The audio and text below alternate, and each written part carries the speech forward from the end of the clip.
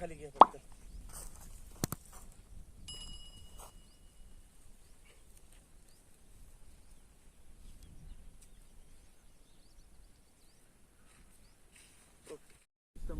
गाव उक्कलगाव तालुका उक्कलगाव तालुका श्रीगोंदा जिल्हा अहमदनगर. आज रांजणगाव मस्जिद मध्ये ते आपला कोणतं गाव? रांजणगाव मस्जिदच्या रांजणगावच्या मस्जिदच्या हद्दीत आपण इथं बोर पॉईंट दिलेला आहे. 3 लाईनीचा पॉईंट आहे. तर 1.5 ते 2 इंचचं पाणी सांगितलेलं आहे. ओके.